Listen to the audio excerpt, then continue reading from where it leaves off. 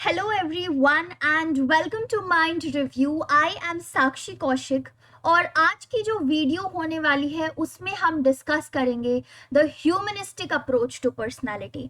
सो personality का paper चालू है लेट्स क्रैक इट सीरीज में, जिसमें हम अंडर ग्रेजुएट लेवल के सारे सिलेबस, सारे पेपर्स साइकोलॉजी के कवर कर रहे हैं. And bio psychology, general psychology, organisational psychology and social psychology already हम कवर कर चुके हैं. So if you are somebody who is new to the channel, या अगर आप कोई वीडियो मिस कर चुके हो, so make sure you watch those videos and revise in your concepts of those papers.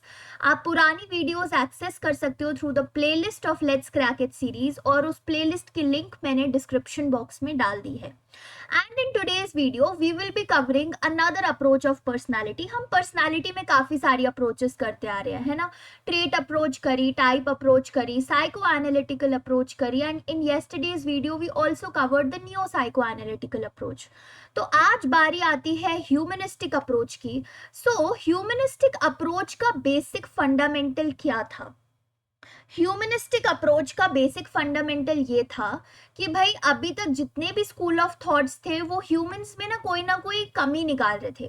जैसे फ्रॉइड ने बोल दिया कि भाई ह्यूमंस तो बेसिकली सेक्सुअल और अग्रेसिव अर्जेस से ही ड्राइव होते हैं, और कोई भी काम वो उसी के थ्रू करते हैं. उनके अनकॉन्शियस में बहुत ज़्यादा रिप्रेस्ड होती हैं चीज़ें, चाइल्डहुड एक्सपीरियंसेस से वो इन्फ्लुएंस रहते हैं. So almost every approach was viewing human personality in the negative light.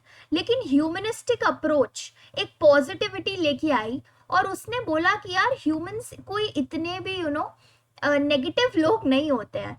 Although nowadays I don't know to what extent it is true, you tell me what you think about it, but humanistic approach जो है एक positive view से देखने लगी human की personality को, और उन्होंने काफ़ी ज़्यादा पावर ह्यूमन के हैंड में दी. फ्री विल का कॉन्सेप्ट दिया कि ह्यूमंस के पास एक सॉर्ट ऑफ फ्री विल होती है, वो जैसे चाहे अपने बिहेवियर, अपनी पर्सनालिटी को शेप कर सकते हैं.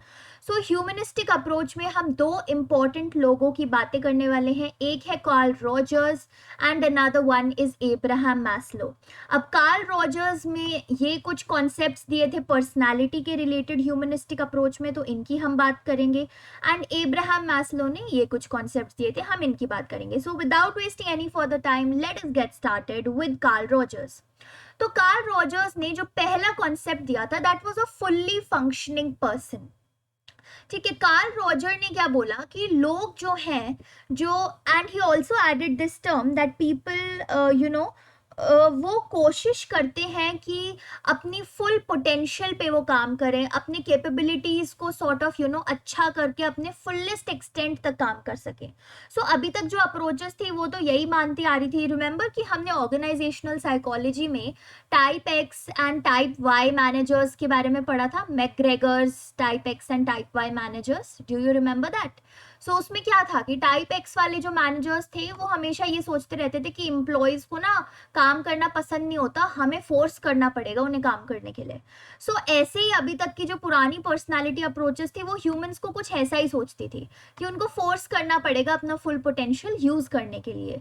बट ये जो हमारी ह्यूमनिस्टिक अप्रोच आई एंड कार्ल रॉजर्स ने बोला, उसने थोड़ा टाइप वाई टाइप का मैनेजर वाला अप्रोच लिया. ठीक है, so this all I am just telling you so that you can relate each and every topic with every other topic that you are studying, और इजीली आपको याद रहेगा फिर. सो टाइप वाई की अप्रोच क्या कह रही थी कि मैनेजर्स जो है वो लोगों को एज इनेटली गुड ही मान के चलते थे, और उनको पता था कि लोग अपना काम करेंगे, बस उनको थोड़े मोटिवेशन की जरूरत है, उनके वेलबींग का ख्याल रखना है. सो कार्ल रॉजर्स ने भी फुल्ली फंक्शनिंग पर्सन का ये कॉन्सेप्ट दिया था, जिसका मतलब यही था कि every person in this world they try to express their capabilities, their potentials as well as their talents to the fullest extent possible.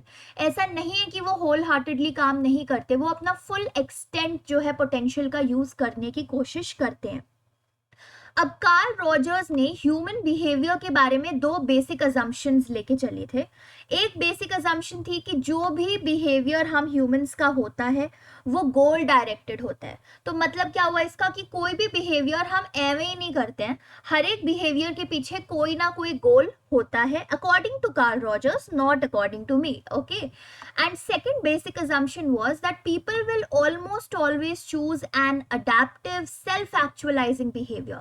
so यहाँ पे उन्होंने बोला था कि people who are innately good, ठीक है, जो हमेशा से मतलब यू नो बाय बर्थ जो गुड लोग हैं, sort of quote unquote innately good, वो हमेशा एक ऐसा ही बिहेवियर चूज करेंगे जो अडेप्टिव हो, यानी कि जो उनके इन्वायरमेंट के साथ यू नो जेलअप हो, एकदम इन्वायरमेंट के अगेंस्ट ना जा रहा हो, और जो सेल्फ एक्चुअलाइजिंग हो. सेल्फ एक्चुअलाइजिंग को कॉन्सेप्ट जो है एब्राहम मैस्लो ने भी दिया था.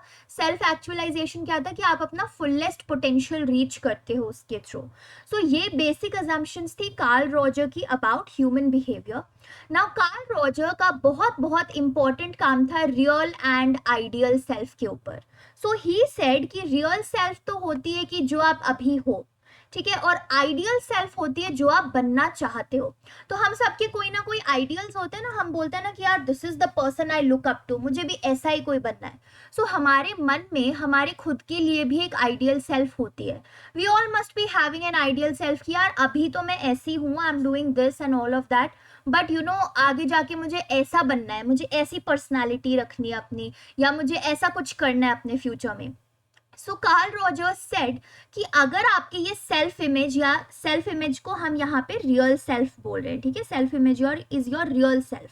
तो आपकी जो रियल सेल्फ है, यानी कि जो आप अभी करंटली हो और जो आप फ्यूचर में बनना चाहते हो, अगर उसके बीच में ज्यादा यू नो कॉरेस्पॉन्डेंस नहीं है तो क्या होगा, इनकॉन्ग्रुएंसी आएगी और आपको बहुत ज्यादा सॉर्ट ऑफ डिस्टर्बेंस होगी. Generally you will not be very happy with your life. तो ऐसा होता है ना कि यार अभी जो मैं करंटली हूँ और जो मैं बनना चाहती हूँ उसमें इतना ज़्यादा फासला है, इतना ज़्यादा डिफरेंस है उन दोनों सेल्फ्स में, that I will not be very happy कि यार मैं तो कुछ और ही बनना चाहती हूँ और अभी मैं किसी और डायरेक्शन में कुछ काम कर रही हूँ. So I you seeing these two circles, इनके बीच में कितना मतलब कम ओवरलैप है कंपेयर टू दिस जिसके बीच में इतना ज़्यादा ओवरलैप है. तो यहाँ पे कम ओवरलैप है, यानी कि मेरे रियल सेल्फ और आइडियल सेल्फ में बहुत ज़्यादा गैप है, बहुत ज़्यादा डिफरेंस है, और वो कॉरेस्पॉन्ड नहीं कर रहे हैं, बिकॉज ऑफ विच मैं क्या है एक सॉर्ट ऑफ डिससैटिस्फैक्शन में रहूंगी कि भाई मेरी रियल और आइडियल सेल्फ में तो डिस्क्रिपेंसी है. तो इनकॉन्ग्रुएंट उसको बोलते हैं. और कॉन्ग्रुएंट क्या होगा, कॉन्ग्रुएंट वो होगा जब आपकी रियल सेल्फ और आपकी आइडियल सेल्फ में काफ़ी ज़्यादा कॉरेस्पॉन्डेंस है, काफ़ी यू नो ओवरलैप है, जैसा कि आप यहाँ पे देख सकते हो. काफी ओवरलैप है, इसका मतलब क्या है कि आप करंटली जो हो और आप जो बनना चाहते हो उसमें ज्यादा गैप नहीं है. थोड़ी और कोशिश करके, थोड़ा और यू नो अपने पोटेंशियल्स को फिनिश अप करके, यू नो फिनिशिंग देके, not finishing up but finishing देके जो है आप अपने रियल सेल्फ को अपने आइडियल सेल्फ तक जो है पहुंचा सकते हो. सो यहाँ पे क्या होगा, if there is congruency and correspondence between your real self and ideal self, then the person will be generally happy person. तो ये है आपकी रियल सेल्फ और आइडियल सेल्फ का concept. And then Carl Rogers also talked about unconditional positive regard. अब unconditional positive regard का मतलब क्या होता है कि विदाउट एनी कंडीशंस आप किसी के टूवर्ड्स जो है अच्छा बिहेवियर कर रहे हो. सो यूजुअली होता है ना कि हम किसी के टूवर्ड्स अच्छा बिहेवियर कुछ ना कुछ कंडीशंस लगा देते हैं करने के लिए, कि अगर वो मेरे साथ अच्छा बिहेव करेगा तो ही मैं उसके साथ अच्छा बिहेव करूंगी, अगर वो इंसान मेरे लिए कोई अच्छा काम करेगा तो ही मैं उसके लिए अच्छा काम करूंगी, या अगर वो इंसान मेरे टूवर्ड्स एम्पैथेटिक है, मेरे टूवर्ड्स लव दे रहा है तो ही मैं उसके टूवर्ड्स एम्पैथेटिक और लव दूंगी. बट अनकंडीशनल, जैसा कि आप नाम में देख रहे हो, अनकंडीशन मतलब without any conditions, without putting fourth any demands कि आप ऐसा करो तो ही मैं ऐसा करूंगी, ऐसी कोई डिमांड ना रखते हुए, कोई कंडीशन ना रखते हुए आप किसी के टूवर्ड्स एक पॉजिटिव रिगार्ड रख रहे हो, उसके टूवर्ड्स एम्पैथेटिक हो, लविंग हो, काइंड हो, कंपैशनेट हो, ठीक है, तो वो एक कॉन्सेप्ट होता है अनकंडीशनल पॉजिटिव रिगार्ड का. और जब आप ऐसा अनकंडीशनल पॉजिटिव रिगार्ड एक इंडिविजुअल को देते हो तो उस इंडिविजुअल का जो सेल्फ कॉन्सेप्ट होता है, तो सेल्फ कॉन्सेप्ट होता है ना कि हम अपने बारे में क्या सोचते हैं, तो उस इंडिविजुअल का सेल्फ कॉन्सेप्ट काफी हद तक इनहैंस होता है, is what Karl Rogers said. And Carl Rogers की बनाई हुई जो थेरेपी है which is client centred therapy, जिसपे पूरा फोकस होता है क्लाइंट पे, और उनका बिलीव होता है कि यू नो थेरेपिस्ट तो बस एक सेशन को फैसिलिटेट करने के लिए है, and it is actually the client who is going to drive the session and you know work in the session. जहाँ पे सिगमंड फ्रॉइड की अगर हम बात करें साइको एनालिटिक थेरेपी में, तो सिगमंड फ्रॉइड थॉट कि क्लाइंट का तो बड़ा पैसिव सा रोल होता है, it is therapist who has to lead the session. लेकिन कार्ल रॉजर्स ने पूरी पावर क्लाइंट के हाथ में दी है कि भाई क्लाइंट का मेजर रोल है, client is the one who is going to drive the session. और थेरेपिस्ट जो है वो अपनी क्लाइंट सेंटर्ड थेरेपी में ये ऐसी सिचुएशन क्रिएट करने की कोशिश करता है। कैसी condition? The condition of unconditional positive regard. The therapist tries to provide an atmosphere of unconditional positive regard to the client, ताकि क्लाइंट का सेल्फ कॉन्सेप्ट इन्हांस हो सके, क्लाइंट सेफ फील कर सके, क्लाइंट ये फील कर सके कि अब वो इस एनवायरनमेंट में अपने आप को अच्छे से एक्सप्लोर कर सकता है। So these are some of the concepts that have been given by Carl Rogers. अच्छा, अब मैं एक एडिशनल बात और बता देती हूँ, ध्यान से सुनना इस बात को। काफ़ी बारी मैंने MCQs में देखा है कि you know sometimes a question comes that who was the author of On Becoming a Person? तो वो उसके ऑथर कार्ल रॉजर्स ही हैं। ठीक है, कार्ल रॉजर्स ने एक बुक लिखी है, उस बुक का नाम क्या है? On becoming a person. So do remember if some question of this sort comes. ठीक है, now we'll talk about the second person in humanistic approach of personality, वो है Abraham Maslow. Now Abraham Maslow के बारे में आप सबको पता होगा कि ये नीड्स हायरार्की उन्होंने दी थी। ठीक है, ही बिलीव्ड कि ह्यूमंस जो है वो फ्री होते हैं अपनी लाइफ को जैसे चाहे वैसे शेप करने के, अपनी पर्सनालिटी को जैसे चाहे वैसे शेप करने के थ्रू आउट द लाइफ। ऐसा नहीं है कि एक बारी शेप हो गई तो it will remain permanent, but throughout the life they have this freedom to shape their personality. ठीक है, तो ये है आपका कि ये आपके लाइफ्स में आप फ्रीली अपने आप को लाइफ के अकॉर्डिंगली शेप कर सकते हो, अपने आप को सेल्फ एक्चुअलाइज कर सकते हो। तो ये आपकी नीड्स हायरार्की थी। एब्राहम मैस्लो ने बोला था कि हम सबकी कुछ नीड्स होती हैं, उन्होंने उनको एक हायरार्की में किया था। तो यहाँ पे सेफ्टी नीड्स, फिजियोलॉजिकल नीड्स, वो एक सॉर्ट ऑफ डेफिसिट नीड्स हो गई, जो कि you know lower order needs है। और आगे की जो नीड्स है जैसे सेल्फ एक्चुअलाइजेशन है, स्टीम है, लव एंड बिलोंगिंगनेस है, वो आपकी you know higher order, higher level needs हो जाती है। बट एब्राहम मैस्लो ने एक चीज और ऐड कर दी थी इसमें, ये ऐड कर दी थी कि जब आप लोअर लेवल नीड कंप्लीट कर लोगे तभी आप हायर लेवल नीड्स के टूवर्ड जा सकते हो। But you know if you will see in today's world, ऐसा जरूरी नहीं है। हो सकता है किसी को एक फिजियोलॉजिकल नीड से ज्यादा इंपॉर्टेंट अपना एस्टीम, अपना रिस्पेक्ट, अपना सेल्फ रिस्पेक्ट हो। ठीक है, हो सकता है किसी को डिजायर हो कि वो अपने पोटेंशियल को फुल्ली यू नो इनहैंस करे और उसके बीच में उसे भूख प्यास नींद कुछ याद ही नहीं है। सो ये क्रिटिसिज्म भी था एब्राहम मैस्लो की थ्योरी का, but the work that he did in initiating this needs hierarchy theory was also very remarkable. So ये कुछ नीड्स थी, जैसे फिजियोलॉजिकल नीड है तो वो आपकी बेसिक नीड्स जैसे खाना, पानी, सोना, ठीक है, all of those things. Safety needs में आता है कि आपकी पर्सनल सिक्योरिटी रहे, घर रहे, एम्प्लॉयमेंट रहे। So I remember we also discuss the theory of Abraham Maslow in context of organisations, है ना, जब हम ऑर्गेनाइजेशनल साइकोलॉजी का पेपर कर रहे थे तब भी हमने डिस्कस की थी चीज़ें। फिर लव एंड बिलोंगिंगनेस की नीड होती है कि हमारा कोई फ्रेंड सर्कल रहे, फैमिली रहे, एक सेंस ऑफ कनेक्शन, इंटीमेसी किसी के साथ फील हो सके। एस्टीम नीड होती है that I have my self respect, I should have my status, a sort of recognition.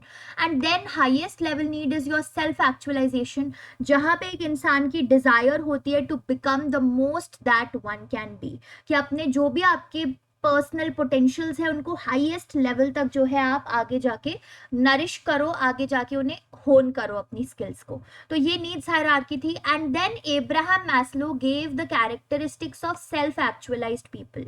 ठीक है, कि सेल्फ एक्चुअलाइजेशन को और बेटर अंडरस्टैंड करने के लिए उन्होंने कुछ लोगों के जो सेल्फ एक्चुअलाइज्ड उनके अकॉर्डिंग थे उनके कैरेक्टरिस्टिक्स देखे और बताए। So characteristics are that they accept themselves as well as others. ठीक है, अपने आप को जैसे हैं वैसे एक्सेप्ट करना दूसरे लोगों को, बट कंटिन्यूअसली इंप्रूव करते रहना। A sense of detachment from the worldly things. ठीक है, सिंप्लिसिटी है, स्पॉन्टेनिटी है, कोई भी काम करना तुरंत एकदम से। ठीक है, थोड़ा सा ह्यूमर भी है।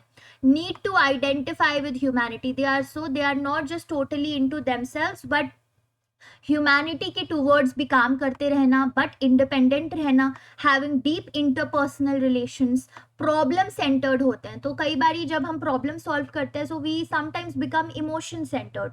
इमोशंस के अकॉर्डिंगली हम काम करने की कोशिश करते हैं, but self actualised people have mostly been problem centred and they experience peak experiences. अब पीक एक्सपीरियंसेस क्या होते हैं कि कुछ ऐसे मोमेंट्स जिसमें आपको बहुत खुशी मिलती है, you know, sort of out of the world phenomenon, जिसको हम एक्सटैसी भी बोलते हैं कई बार, या ट्रांसेंडेंस भी कहते हैं. So wonderful moments of happiness are referred to as peak experiences. So these are some of your concepts जो हमको डिस्कस करने थे in the humanistic approach to personality, which took a very positive turn in viewing humans' personality and humans' behavior in general. So that is it for today's video. I hope you guys enjoyed the video and learned something from today's video. Thank you so much for investing your time. और कोई doubt अगर है तो please comment section में आप comment करके पूछिए, या सोशल मीडिया हैंडल्स है मेरे, जैसे इंस्टाग्राम का MindReview1. The link is also in the description. You can ask me there. Till then, have a very good day. Stay subscribed to Mind Review. Keep studying, keep cracking your exams. Let's crack it together.